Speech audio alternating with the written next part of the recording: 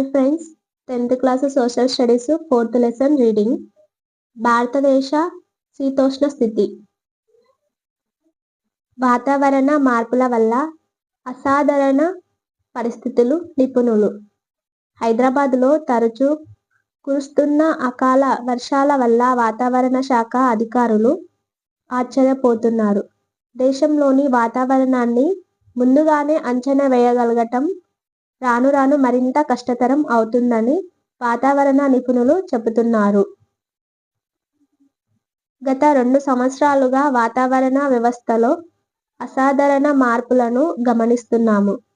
ఫలితంగా ఊహించని విధంగా వాతావరణం ఉంటుంది.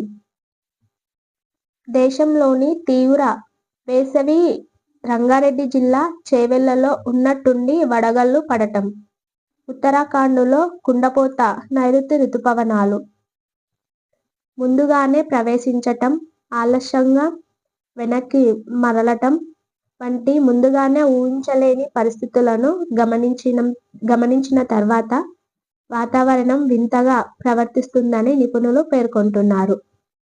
ఒంగోలులో 341 మిల్లీమీటర్ వర్షపాతం పడింది. ఇది మొత్తం వార్షిక వర్షపాతంలో 1/3 కంటే ఎక్కువ. రాష్ట్రమంతా కురిసిన పెద్ద వానల వల్ల అనేక పంటలు, ప్రత్యేకించి పత్తి నష్టపోయాయి. అయితే ఒక మంచి వార్త ఏమిటంటే ఆంధ్రప్రదేశ్లోని 80,000 చెరువులలో 75% నీటితో నిండాయి. టైమ్స్ ఆఫ్ ఇండియాలో 2013 అక్టోబర్ 25 వార్తా కథనం. కొద్దిపాటి మార్పులతో. ఇటువంటివే మరికొన్ని వార్తా కథనాలను సేకరించండి. ఇవి అరుదుగా జరిగే సంఘటనలా లేక మార్పునకు సంకేతాలా? దీనిని చర్చించడానికి వాతావరణ శాఖ అధికారులను కానీ, కళాశాల అధ్యాపకులను కానీ మీ తరగతికి ఆహ్వానించండి. శీతోష్ణ స్థితి. వాతావరణం ఒక ప్రాంతంలో ఒక నిర్దిష్ట కాలానికి చెందిన సూర్యరశ్మి, ఉష్ణోగ్రత, వాతావరణ పీడనం, పవనాలు, ఆర్ద్రత, మేఘాలు, అవపాతం వంటి అంశాల స్థితిని వాతావరణం వెదర్ అంటారు. ఈ వాతావరణ పరిస్థితులు తక్కువ కాలంలో కూడా చాలా తరచుగా మారుతుంటాయి. సాధారణంగా ఒక విశాలమైన ప్రాంతంలో 30 లేక అంతకన్నా ఎక్కువ సంవత్సరాల పాటు ఒకే మాదిరి కనిపించేలా ఉన్న వాతావరణ పరిస్థితులను శీతోష్ణ స్థితి, క్లైమేట్ అంటారు. ఒక సంవత్సరానికి ఇంకొక సంవత్సరానికి మధ్య వాతావరణంలో మార్పులు చోటు చేసుకున్నా మొత్తం మీద శీతోష్ణ స్థితిలో ఏర్పడే సాధారణ క్రమం మారదు. ఈ సాధారణ పరిస్థితుల ఆధారంగా సంవత్సరాన్ని కాలాలుగా విభజిస్తారు. ఒక ప్రదేశం యొక్క వాతావరణం శీతోష్ణ స్థితి అంశాల క్రమాన్ని క్లైమోగ్రాఫ్లు లేదా క్లైమాటోగ్రాఫ్ల ద్వారా చూపించవచ్చు. ఒక ప్రదేశం యొక్క నెలవారీ సగటు అత్యధిక ఉష్ణోగ్రతలు, అత్యల్ప ఉష్ణోగ్రతలు, వర్షపాతాలను క్లైమోగ్రాఫ్లు సూచిస్తాయి. భారతదేశంలోని కొన్ని ప్రాంతాల క్లైమోగ్రాఫ్లు. దేశంలోని వివిధ ప్రాంతాలలో ఉష్ణోగ్రత, వర్షపాతాలలో తేడా ఉందని కింది క్లైమోగ్రాఫ్లు తెలియచేస్తున్నాయి. మీ అట్లాస్ చూసి కింది ప్రాంతాలు ఏ భౌగోళిక ప్రదేశంలో ఉన్నాయో తెలుసుకోండి.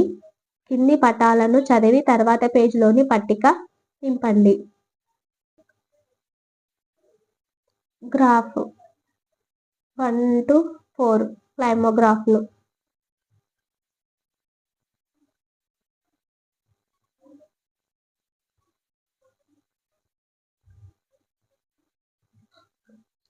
సగటు అత్యధిక ఉష్ణోగ్రత సెంటీమీటర్, సగటు అత్యల్ప ఉష్ణోగ్రత, వర్షపాతం, ఉష్ణోగ్రత.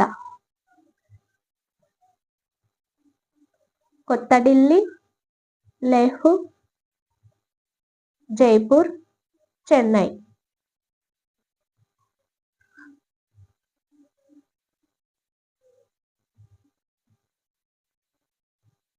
పట్టిక చూడండి. ఉష్ణోగ్రత వ్యాప్తి అధికం నుండి అత్యల్పం. లెహ్లో బాగా వేడిగా బాగా చలిగా ఉండే నెలలు ఏవి? June, July. పై పట్టికలోని ఉష్ణోగ్రతల పరిధి ఆధారంగా లెహ్ కంటే జైపూర్ వేడిగా ఉంటుందని చెప్పవచ్చా? మీ సమాధానానికి వివరణ ఇవ్వండి. ఢిల్లీ, చెన్నైల శీతోష్ణ స్థితులను పోల్చండి. వాటిలో తేడాలు ఏమిటి? లెహ్లో వర్షపాత తీరును జాగ్రత్తగా పరిశీలించండి. మిగిలిన ప్రాంతాలకు దీనికి మధ్య తేడా ఏమిటి? మీ అట్లాస్ సహాయంతో ఇదే వర్షపాత తీరును కనబరిచే ప్రపంచంలోని ఇతర ప్రాంతాలను గుర్తించండి. చెన్నైలో వర్షాకాల నెలలను గుర్తించండి. దీనిని జైపూర్తో పోలిస్తే ఏ విధంగా భిన్నమైనది? శీతోష్ణ స్థితి వాతావరణాలను ప్రభావితం చేసే అంశాలు. కొన్ని ప్రదేశాలలో ఉదాహరణకు చెన్నై వివిధ నెలలలోని ఉష్ణోగ్రతలలో అంతగా తేడా లేదని గమనించాము. అదే కొన్ని ప్రదేశాలలో ఉదాహరణ ఢిల్లీ వివిధ నెలలలోని ఉష్ణోగ్రతలలో ఎంతో తేడా ఉంది. భారతదేశ వివిధ ప్రాంతాలలోనూ ఉష్ణోగ్రతలలోనూ ఎన్నో తేడాలు ఉన్నాయి. ఉత్తరాన హిమాలయాలు ఉండగా దక్షిణాన ద్వీపకల్పం సముద్రాలతో చుట్టుముట్టి ఉంది. కొన్ని ప్రదేశాలు తీరానికి చాలా దూరాన ఉన్నాయి. కొన్ని చాలా ఎత్తైన ప్రదేశాలు కాగా కొన్ని మైదాన ప్రదేశాలు. శీతోష్ణ స్థితిని ప్రభావితం చేసే అంశాలను శీతోష్ణ స్థితి కారకాలు అంటారు. ఫస్ట్ అక్షాంశం భూమికి నీటికి గల సంబంధం. త్రాడు ప్రదేశం యొక్క ఎత్తు. 4 ఉపరితల గాలి ప్రసరణ. అక్షాంశం లేదా భూమధ్య రేఖ నుంచి దూరం. భూమధ్య రేఖ నుంచి దూరం పెరుగుతున్న కొద్దీ వార్షిక సగటు ఉష్ణోగ్రతలు తగ్గుతూ ఉంటాయి. ఈ దృష్ట్యా భూమిని 3 ప్రాంతాలుగా విభజిస్తాము. ఫస్ట్ ఉష్ణ ప్రాంతాలు భూమధ్య రేఖకు దగ్గరగా ఉన్నవి. సెకండ్ ధ్రువ ప్రాంతాలు ధ్రువాలకు దగ్గరగా ఉన్నవి. థర్డ్ సమశీతోష్ణ ప్రాంతాలు ఈ రెండిటికి మధ్యలో ఉన్నవి. ఉదాహరణకు మనము ఇండోనేషియా, జపాన్ల శీతోష్ణ స్థితులు పోలిస్తే మనకు ఈ తేడాలు అర్థమవుతాయి. ఈ తేడాలకు కారణం భూమి మీద విభిన్న ప్రాంతాలు వేడెక్కడంలో తేడా ఉండటమని ఇంతకు ముందు తరగతులలో చదివారు. అక్షాంశాన్ని బట్టి ఉష్ణోగ్రత తీవ్రత ఆధారపడి ఉంటుంది. భూమి ఉపరితలం పైన ఉష్ణోగ్రత ఆ ప్రాంతంలో సూర్యకిరణాల నుంచి వచ్చే వేడిమి సూర్యపుటం మీద ఆధారపడి ఉంటుంది. భూమధ్య రేఖకి దూరంగా ఉన్న అక్షాంశాల కంటే దగ్గరగా ఉన్న అక్షాంశాల వద్ద ఈ తీవ్రత ఎక్కువగా ఉంటుంది. భూమధ్య రేఖ నుంచి ధ్రువాల వైపు వెళ్తున్న కొద్దీ సగటు వార్షిక ఉష్ణోగ్రతలు తగ్గుతూ ఉంటాయి. భారతదేశంలో దక్షిణాది ప్రాంతం భూమధ్య రేఖకి దగ్గరగా ఉష్ణమండలంలో ఉంది. ఈ కారణంగా ఈ ప్రాంతంలో సగటు ఉష్ణోగ్రతలు ఉత్తర ప్రాంతం కంటే ఎక్కువగా ఉంటాయి. కన్యాకుమారిలోని శీతోష్ణ స్థితి భోపాల్ లేదా ఢిల్లీ శీతోష్ణ స్థితుల కంటే భిన్నంగా ఉండటానికి ఇది ఒక కారణం. భారతదేశము సుమారుగా 8 డిగ్రీల ఉత్తర నుండి 37 డిగ్రీల ఉత్తర అక్షాంశాల మధ్య ఉంది. భారతదేశాన్ని కర్కట రేఖ ఇంచుమించు 2 సమభాగాలుగా చేస్తుంది. కర్కట రేఖకు దక్షిణ ప్రాంతం ఉష్ణమండలంలో ఉంది. కర్కట రేఖకు ఉత్తర ప్రాంతం సమశీతోష్ణ మండలంలో ఉంది. గ్లోబుని ఉపయోగించి ఇంతకు ముందు చదివింది మళ్ళీ మననం చేసుకోండి. వివిధ అక్షాంశాల వద్ద సూర్యకిరణాల కోణాలలో ఏ తేడా ఉంటుంది? దీని ప్రభావం ఎలా ఉంటుంది? శీతోష్ణ స్థితిపై అక్షాంశాల ప్రభావం. భూమధ్య రేఖ, కర్కట రేఖ, మకర రేఖ. ఆర్కిటిక్ వృత్తం, అంటార్కిటిక్ వృత్తం 66.5 డిగ్రీలు. ఇది 23.5 డిగ్రీలు. సూర్యకిరణాలు. ఉత్తర ధ్రువం, దక్షిణ ధ్రువం.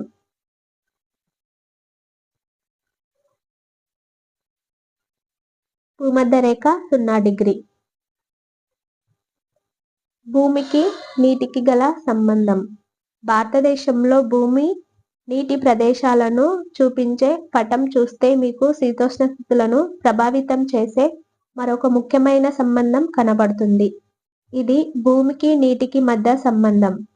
ఉపరితలం తీరుని బట్టి సూర్యరశ్మి ఎంత గ్రహించబడుతుంది, తిరిగి ఎంత ప్రసరించబడుతుంది, లేదా ఎంత వేడిమి తిరిగి విడుదల చేయబడుతుంది అనే అంశాలు ఆధారపడి ఉంటాయి. బాగా పచ్చదనం చెట్లు ఉండే ప్రాంతాలు సూర్యరశ్మిని బాగా గ్రహిస్తాయి. మంచుతో కప్పబడి ఉన్న ప్రాంతాలు సూర్యరశ్మిని గ్రహించి తిరిగి వాతావరణంలోకి ప్రసరింపజేస్తాయి. భూమితో పోలిస్తే సముద్రం చాలా నిదానంగా వేడెక్కుతుంది, నిదానంగా చల్లబడుతుంది. దీనివల్ల శీతోష్ణ స్థితులు అనేక రకాలుగా ప్రభావితం అవుతాయి. నేల మీద నుంచి, సముద్రం మీది నుంచి వేడి వీచే గాలులు ఏర్పడటం వీటిలో ఒకటి. చిత్రం 4.2 చూసి ఇది ఎలా జరుగుతుందో వివరించండి. 9వ తరగతిలో మీరు చదివిన పీడనం, పవన దిశలకు మధ్య గల సంబంధాన్ని ఒకసారి గుర్తుకు తెచ్చుకోండి. చిత్రం 4.2 ఈ అంశాలు ఒక ప్రాంత ఉష్ణోగ్రతలలో ఎక్కువ తేడా లేకుండా ఎలా ప్రభావితం చేస్తాయి?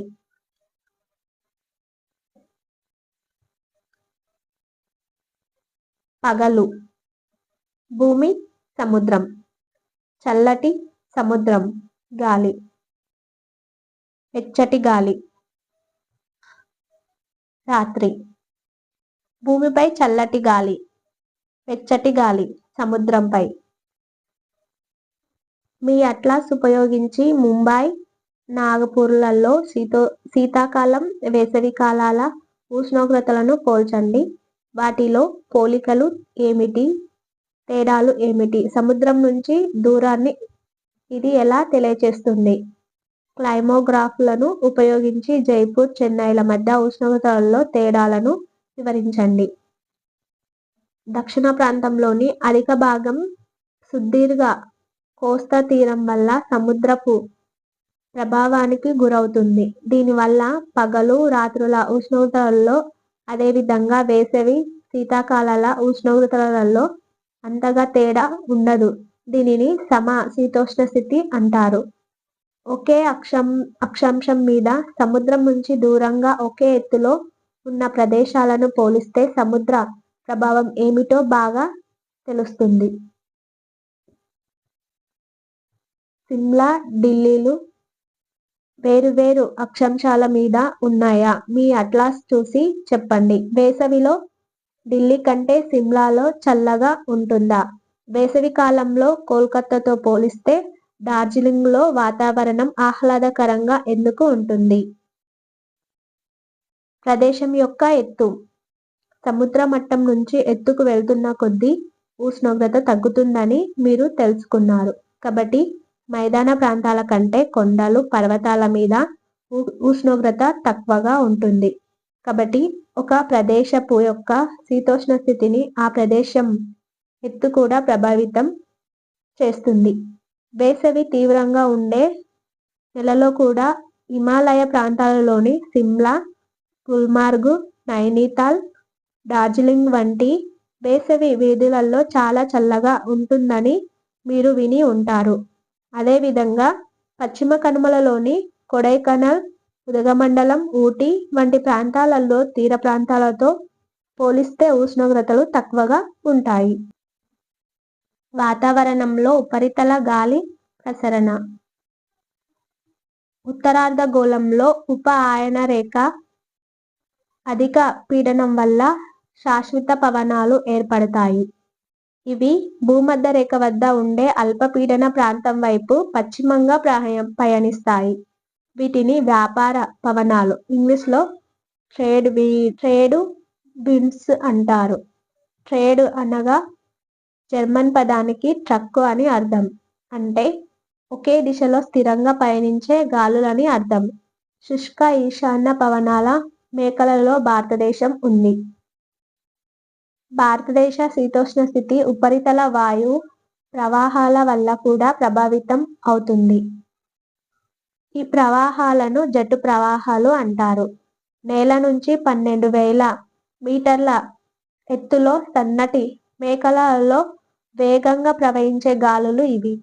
ఈ గాలుల వేగం గంటకి వేసవిలో 110 కిలోమీటర్లు, శీతాకాలంలో 184 కిలోమీటర్లు మధ్య ఉంటుంది.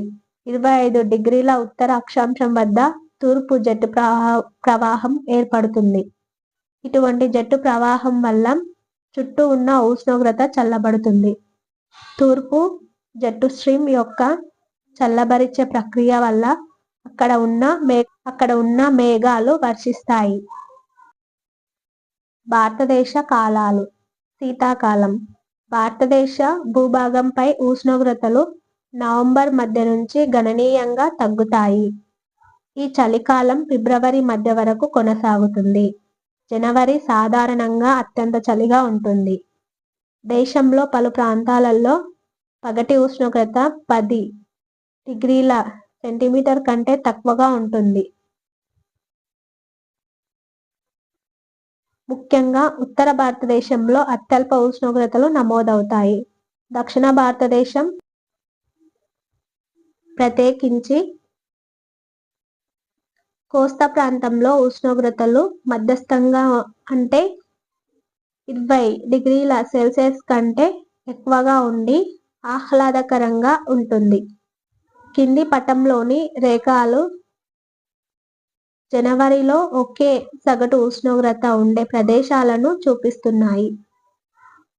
శీతాకాలంలో నిర్మలమైన ఆకాశం, గాలిలో తక్కువ తేమ శాతం, చల్లటి గాలులతో వాతావరణం ఆహ్లాదకరంగా ఉంటుంది. మధ్యధరా సముద్రం నుంచి వచ్చే తుఫాను వాయుగుండాలు వీటిని పశ్చిమ విక్షోభాలు అంటారు.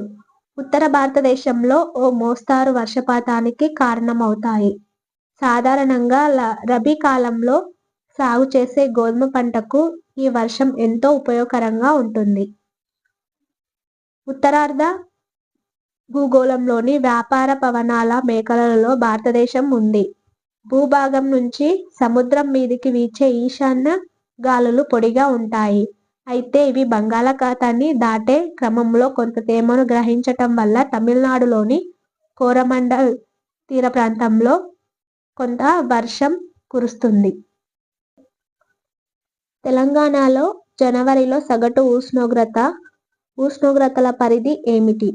మీ అట్లాస్ ఉపయోగించి 15 డిగ్రీల సెల్సియస్ ఉష్ణోగ్రత ఉండే కొన్ని ప్రదేశాలను గుర్తించండి. సగటు ఉష్ణోగ్రతలు 25 డిగ్రీల సెల్సియస్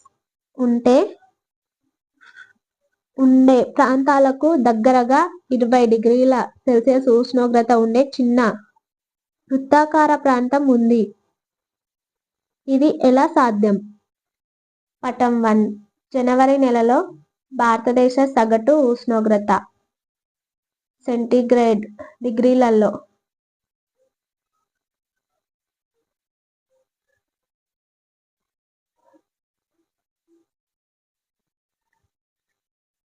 పటం 2. మే నెలలో భారతదేశ సగటు ఉష్ణోగ్రత సెంటీమీటర్స్.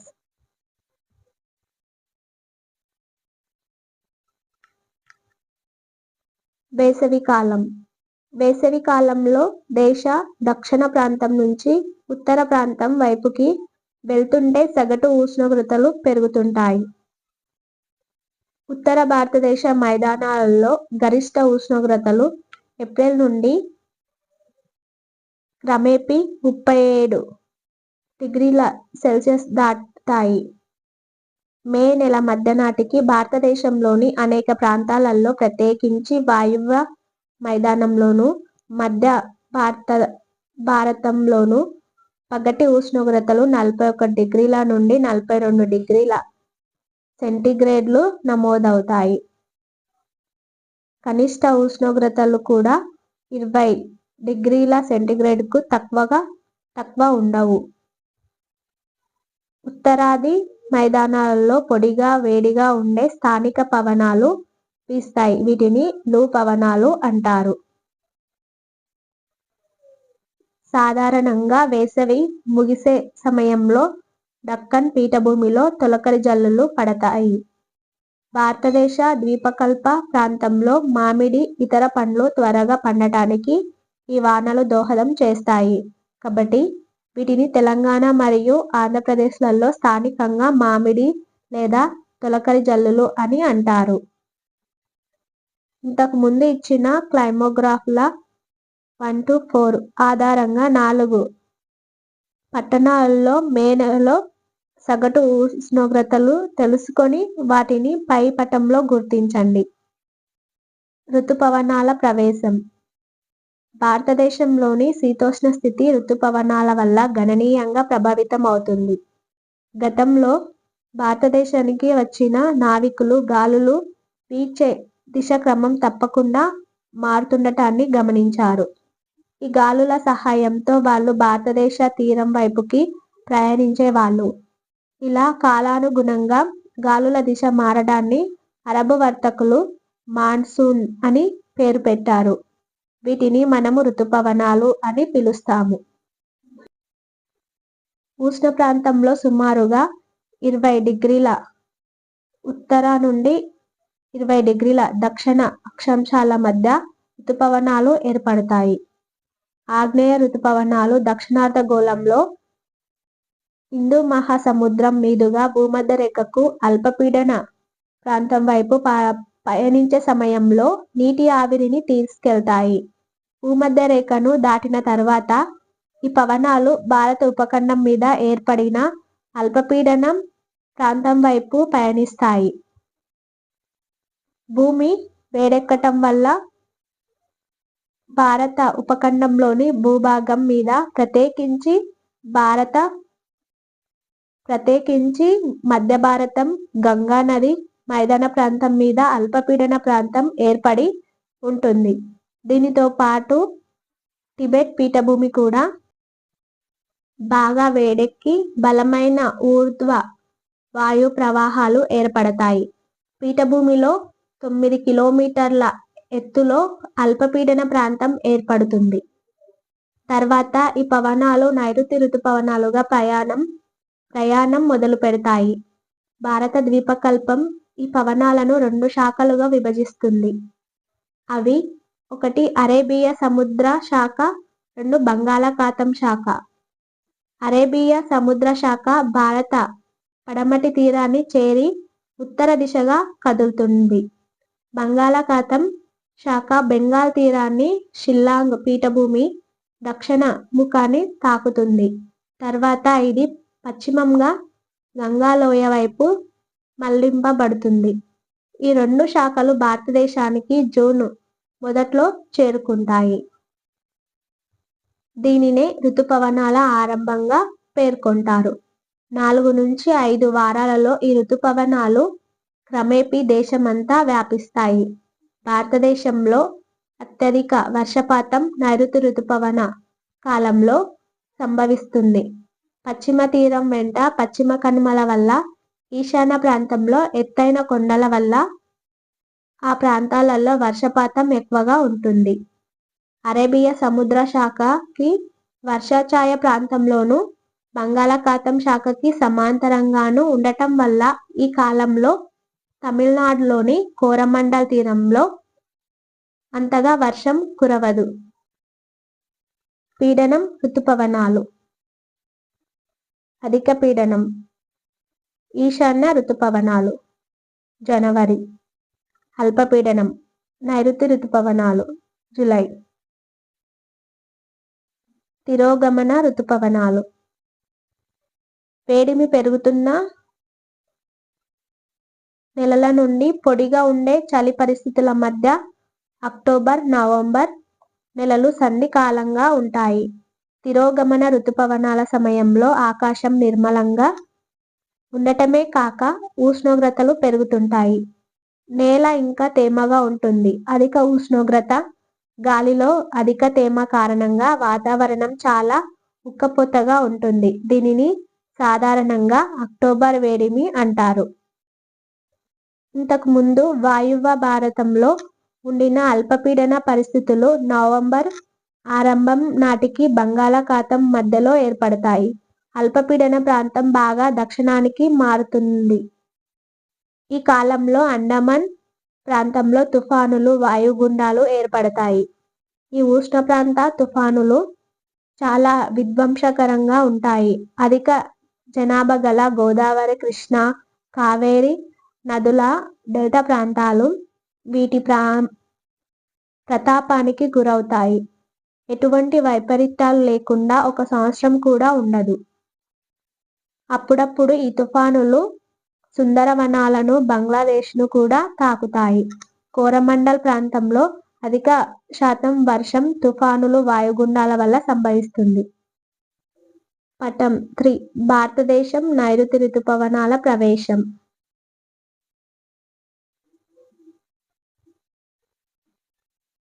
పటం 4 భారతదేశం నైరుతి రుతుపవనాల నిష్క్రమణ.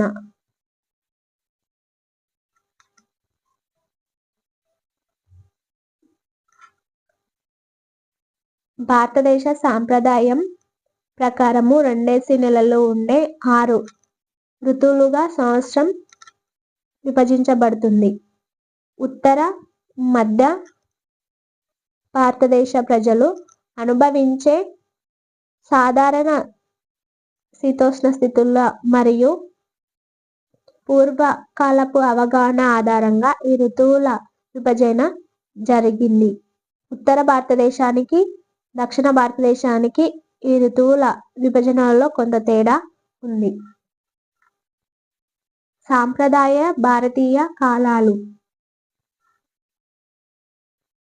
ఋతువులు: తెలుగు నెలలు, చంద్రమాన సంవత్సరం, ఇంగ్లీష్ నెలలు, పశ్చిమ దేశాల గ్రెగేరియన్ క్యాలెండర్ ప్రకారం. వసంతము: చైత్రము, వైశాఖము, మార్చి, ఏప్రిల్.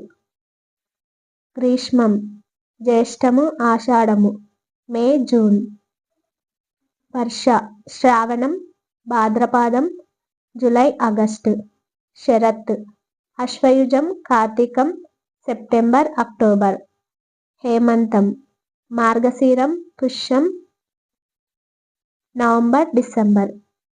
శిశిరం: మాఘం, పాల్గుణం, జనవరి, ఫిబ్రవరి. భూగోళం వేడెక్కడం, శీతోష్ణ స్థితిలో మార్పు. మండుతున్న బంతి నుంచి భూగోళం ఏర్పడిన క్రమంలో ఎన్నో వాయువులు వెలువడ్డాయి. భూమి గురుత్వాకర్షణ శక్తి వల్ల ఈ వాయువులు రోదసిలోకి తప్పించుకోలేవు. భూమాకర్షణ శక్తి ఈ వాయువులను ఇంకా పట్టి ఉంచుతుంది. ఫలితంగా భూమి చుట్టూ వాయువుల పొర ఒకటి ఏర్పడింది. దీనివల్ల ఎన్నో ముఖ్యమైన ప్రయోజనాలు ఉన్నాయి. ఉదాహరణకు మనము పీల్చుకునే ప్రాణవాయువు ఆక్సిజన్,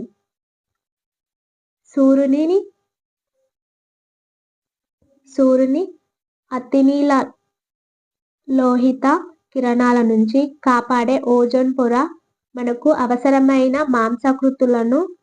మాంసకృతులు తయారు చేయటానికి మొక్కలు వినియోగించుకునే నత్రజని మొదలైనవి. అంతేకాకుండా ఈ వాతావరణం మనలను వెచ్చగా ఉంచుతుంది. నీటి చక్రం కూడా దీని గుండా ఏర్పడుతుంది. 9వ తరగతిలో 4వ అధ్యాయంలోని చిత్రం చూడండి.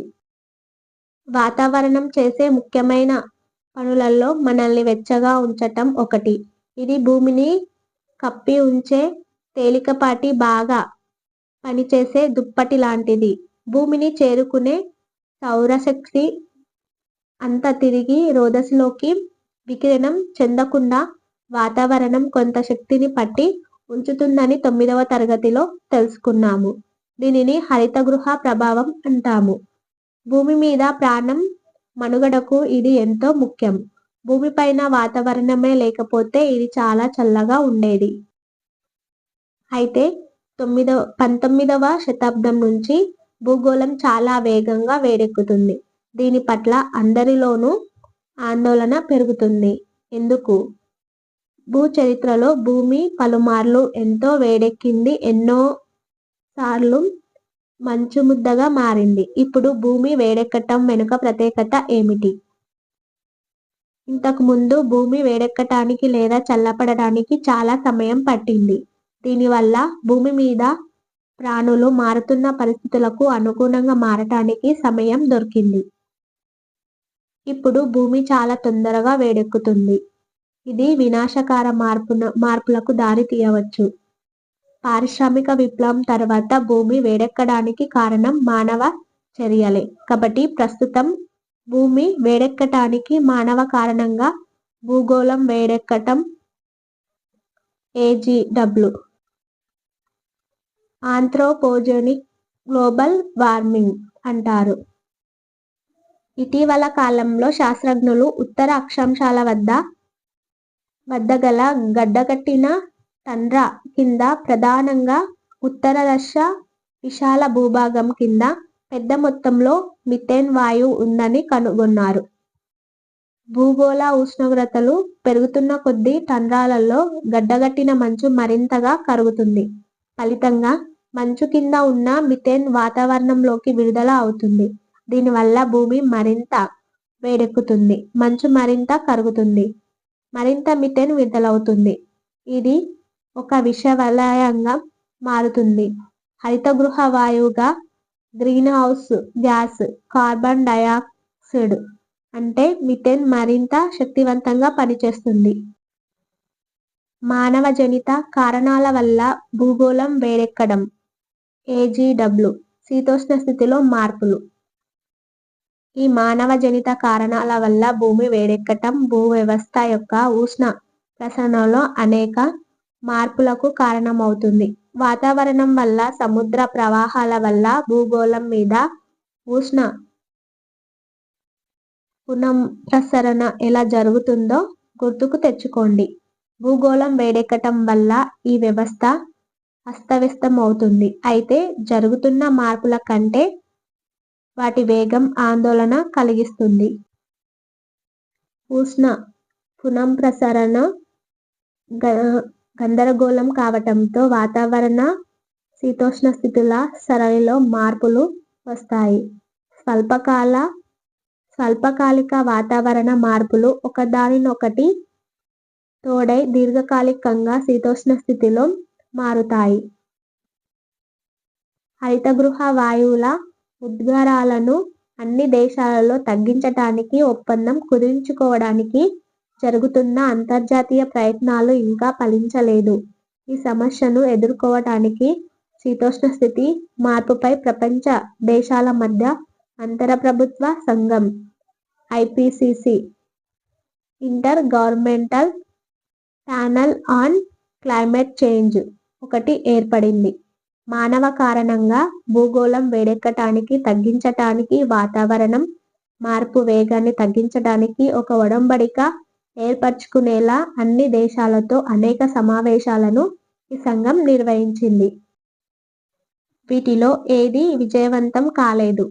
2013 సంవత్సరంలో ప్రపంచ దేశాల మధ్య అంతర ప్రభుత్వ సంఘం ప్యారిస్లో జరిగిన సమావేశంలో హరితగృహ వాయువుల ఉద్గారాన్ని, ప్రపంచ సగటు ఉష్ణోగ్రత స్థాయిని 2 డిగ్రీల సెంటీగ్రేడ్ మేరకు తగ్గించి పారిశ్రామికీకరణను పూర్వస్థాయికి తగ్గించాలని జరిగిన ఒప్పందంపై 195 దేశాలు సంతకాలు చేశాయి. ముఖ్యంగా అభివృద్ధి చెందిన, ప్రధానంగా పాశ్చాత్య పారిశ్రామిక ఆర్థికంగా బాగా అభివృద్ధి చెందిన దేశాలు,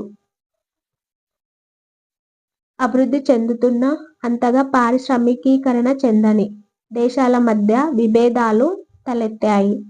వాతావరణంలోని హరితగృహ వాయువులను పెంచే బొగ్గు వినియోగం, ఇతర కార్యకలాపాలను అభివృద్ధి చెందుతున్న దేశాలు తగ్గించుకోవాలని అభివృద్ధి చెందిన దేశాలు అంటున్నాయి. శిలాజ ఇంధనాల వినియోగం ద్వారానే ఆ దేశాలు అభివృద్ధి చెందాయన్నది ప్రస్తుతం అభివృద్ధి చెందుతున్న దేశాల వాదన. శిలాజ ఇంధనాలు, ప్రధానంగా బొగ్గు వినియోగించకపోతే తమ ఆర్థిక ప్రగతి తీవ్రంగా కుంటుపడుతుందని అభివృద్ధి చెందుతున్న దేశాలు అంటున్నాయి. అభివృద్ధి చెందుతున్న దేశాలు ప్రగతిని సాధించడానికి ప్రత్యామ్నాయాలను చూపటంలో అభివృద్ధి చెందిన దేశాలు తమ వంతు పాత్ర పోషించాలని ఇవి కోరుతున్నాయి. ప్రపంచవ్యాప్తంగా అనేక శాస్త్రజ్ఞులు ఒక విషయంపై ఏకీభవిస్తున్నారు. మానవ కారణంగా భూగోళం వేడెక్కుతుంది అన్నది వాస్తవం. ఇది తీవ్ర పరిణామాలకు దారితీస్తుంది. రాబోయే సంవత్సరాలలో వాతావరణంలో తీవ్ర పరిణామాలు సంభవించవచ్చని, జీవ మనుగడకు ముప్పు ఏర్పడే అవకాశం ఉందని శాస్త్రజ్ఞులు హెచ్చరిస్తున్నారు. భూగోళం వేడెక్కటానికి దోహదం చేసే మానవ కారణ అంశాలలో అడవిని నరికేయటం ఒకటి. మీ ఉపాధ్యాయునితో, మీ తోటి విద్యార్థులతో చర్చించి పైన ఇచ్చిన ప్రశ్నలకు క్లుప్తంగా సమాధానాలు రాయండి. అడవుల నిర్మూలన అంటే ఏమిటి? ఇది కేవలం అటవీ ప్రాంతాలలోనే జరుగుతుందా? మీ ప్రాంతంలో అడవి లేకపోయినా సరే ఏం జరుగుతుంది? భూగోళం వేడెక్కటాన్ని అడవులు అంతరించిపోవటం ఏ విధంగా ప్రభావితం చేస్తుంది? విజ్ఞాన శాస్త్రం తరగతిలో కిరణజన్య సంయోగ క్రియ గురించి చదివింది గుర్తుకు తెచ్చుకోండి. భూగోళం వేడెక్కటాన్ని ప్రభావితం చేసే ఇతర మానవ కార్యకలాపాలు ఏమిటి? భారతదేశంపై శీతోష్ణ స్థితి మార్పుల ప్రభావం. సగటు ఉష్ణోగ్రతలు 2 డిగ్రీల సెంటీగ్రేడులు పెరగటం చాలా తక్కువ అనిపించవచ్చు, కానీ వచ్చే శతాబ్దం ఆరంభం నాటికి దీని కారణంగా సముద్ర మట్టం 1 మీటర్ పెరుగుతుంది.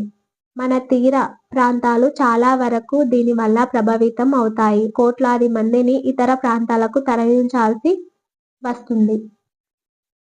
వీళ్ళు తమ జీవనోపాధిని కోల్పోతారు. తూర్పు కోల్కతాలోని నొనాడంగా ప్రాంతంలో గత కొద్ది సంవత్సరాలుగా ఉంటున్న 200 గ్రామీణ కుటుంబాలను ఖాళీ చేయటానికి కోల్కతా నగరపాలక అభివృద్ధి సంస్థ ప్రయత్నిస్తుంది. ఐలా పెను తుఫాను కారణంగా 2009లో సుందర్బన్ ప్రాంతం అతలాకుతలం కావటంతో పని వెతుక్కుంటూ వచ్చిన కుటుంబాల వారు ఇక్కడ నివసిస్తున్నారు. భారీ పోలీస్ బందోబస్తు మధ్య మార్చి 30న బుల్డోజర్లు ఉపయోగించి ఈ మురికి వాడలలోని ఇళ్లను కూల్చేశారు. కొన్ని ఇళ్లను నిప్పు పెట్టారు. ఇల్లు లేకుండా పోయిన 700 మంది గత కొద్ది రోజులుగా కురుస్తున్న వానల వల్ల బురదలో నిద్రలేని రాత్రులు గడుపుతున్నారు. వీళ్ళు ఎక్కువగా ఇళ్లల్లో పనిచేస్తారు, రిక్షా లాగుతారు, భవన నిర్మాణంలో పనిచేస్తారు. ఇంకొక ప్రభావం వర్షపాతం మీద ఉంటుంది. వర్షపాతం రీతిలో చాలా మార్పులు రావచ్చు. కొన్ని ప్రాంతాలలో వర్షపాతం చాలా ఎక్కువగా ఉంటే కొన్ని ప్రాంతాలు వర్షాభావానికి గురి కావచ్చు. అంటే వరదలు, కరువులు ఎక్కువ అయ్యే అవకాశం ఉంది. లక్షలాది మంది ప్రభావితమైతే అప్పుడు పరిస్థితులను ఎట్లా ఎదుర్కోగలమో ఊహించండి. పునరావాసానికి వీళ్లకు భూమి ఎక్కడ దొరుకుతుంది? దీనివల్ల వ్యవసాయము, ప్రజల జీవనోపాధులు ప్రభావితం అవుతాయి.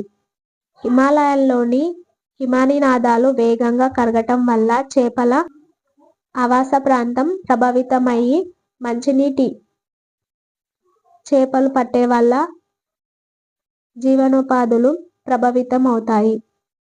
అదేవిధంగా పైన చదివినటువంటి అసాధారణ వాతావరణం పరిస్థితులు పెరిగే అవకాశం ఉంది. వాతావరణ మార్పు అన్నది ప్రపంచ స్థాయిలో జరుగుతుంది. కాబట్టి దానివల్ల మనమందరం ప్రభావితం అవుతాము. చిత్రం 4.4 ఐలా ప్రభావం తెగిన కట్ట. కట్ట మరమ్మతు దృశ్యం. కీలక పదాలు క్లైమోగ్రాఫ్ వాతావరణం, ఋతుపవనాలు, సూర్యపుటం, పీడన మండలాలు, భూగోళం వేడెక్కటం, జట్టు ప్రవాహం. ఓకే ఫ్రెండ్స్, ఏమైనా మిస్టేక్స్ ఉంటే కామెంట్ చేయండి. అలాగే ఈ వీడియో మీకు నచ్చినట్లయితే లైక్ చేయండి, షేర్ చేయండి, అలాగే సబ్స్క్రైబ్ చేసుకోండి. డైలీ రీడింగ్ చేయాలి, ఖచ్చితంగా ప్రతి లైన్ టు లైన్ రీడింగ్ చేయాలి. టెట్ ఎగ్జామ్ రాసేటప్పుడు చాలా కన్ఫ్యూజ్ అవుతాయి. చిన్న చిన్న క్వశ్చన్సే ఆడ వెళ్ళిన ఎగ్జామ్ టైంలో మనల్ని డైవర్ట్ చేస్తాయి. Okay, thank you friends.